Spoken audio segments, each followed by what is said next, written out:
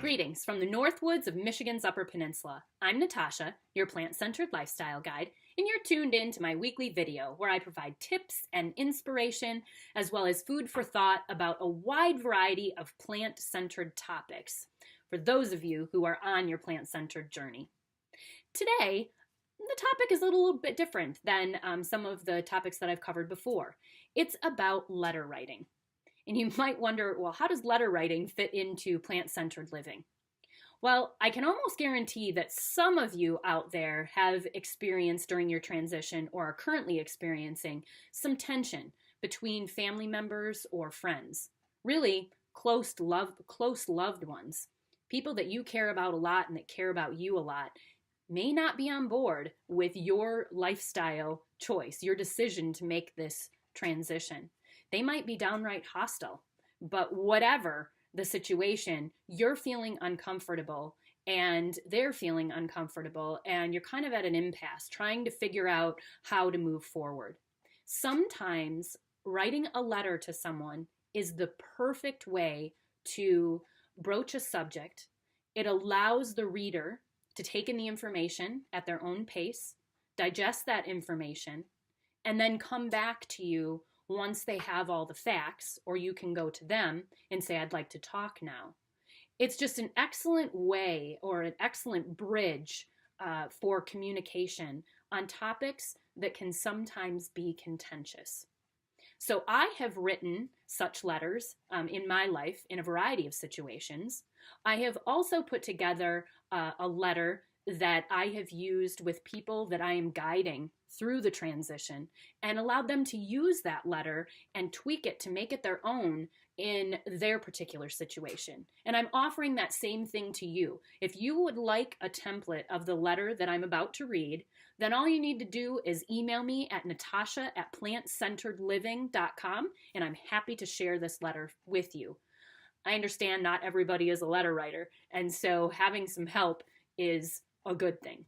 Well, I'm going to read the letter to you now, and then you can decide whether or not you would like your own copy, or if just hearing it was enough to spark that creative energy in you so that you can write your own letter to those that you love. Dear so-and-so, it might seem odd getting a letter from me, but I thought this might be the best way to communicate with you about my decision to adopt a plant-centered lifestyle. You've made it clear that you're not in favor, so I would like to share with you why I have chosen this lifestyle. I hope that you can find it in your heart to respect my decision. I welcome the opportunity to talk with you after you have read what I have to say. Thank you for taking the time to read more. I understand how strange my new way of eating may seem, as it certainly strays far from the way that our family has always eaten. I've chosen my new path carefully and deliberately after a good deal of thought and research. Being plant-centered is not a fad. I am not on a diet. I've adopted a new lifestyle that supports the huge shift I'm experiencing in the way that I eat and think about food. My new lifestyle allows healthy eating behavior to be part of who I am, not just a temporary change in my diet. There's no question that plant-centered lifestyles are still outside the mainstream. However, at the core of a plant-centered lifestyle is an approach to eating that makes intuitive sense, is based on sound science, and is sustainable over time. Many people have halted, reversed, and even prevented chronic diseases like diabetes and heart disease using the power of their fork. Even professional athletes are recognizing the power of plant-centered eating as a way to enhance workout recovery times and improve competitive performance. Countless studies show that the healthiest and longest-lived peoples in the world are those that are mindful about what they eat and base the way that they eat on plants. If the science weren't clear enough, all we have to do is look around at our friends and family. A great many of us are suffering from illnesses that are directly related to what we eat. This means that many illnesses can be prevented or reversed if we give our bodies the proper foods we need to heal ourselves. Unfortunately, the invention of processed packaged foods that are high in sugar, fat, and salt have changed the way we as Americans eat, as well as what we eat. We don't make it easy or acceptable to eat well and take care of ourselves. The bottom line is that the only way I'm going to significantly improve my health long term is to change my lifestyle. This involves dramatically altering my relationship with food. This doesn't mean that I'll be eating only grass, twigs, and tree bark. On the contrary, I can still enjoy the comfort foods that we are all accustomed to, like tacos, pizza, and lasagna. I can still have desserts like cookies and ice cream. The only difference is that I will be eating healthier versions of these foods made with wholesome ingredients. I would love for you to try some of my new favorite recipes. I will make them, and you and I can eat them together. I'm changing what and how I eat for me and my health and my happiness. As my, and you can insert their relation to you, I know that my health and happiness matters to you.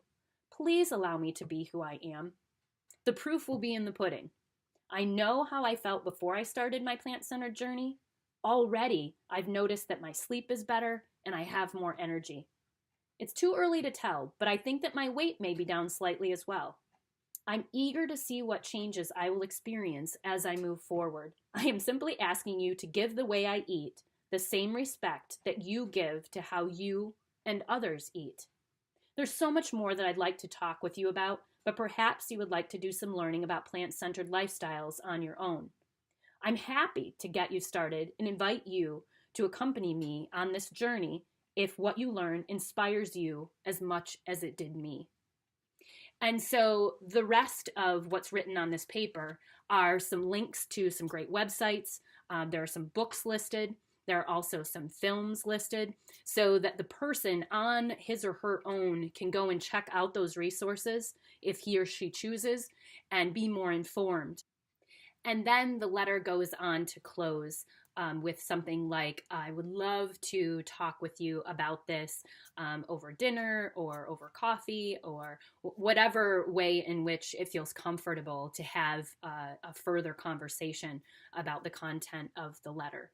But give the person a little bit of time to be able to take in some of those additional resources if they choose, and also just to digest the information that you have provided for them. So I would say, a few days to even a week or more, depending on the person and the situation. So thank you so much for listening. I hope this has been helpful to you. Have a great week, and I'll talk to you soon.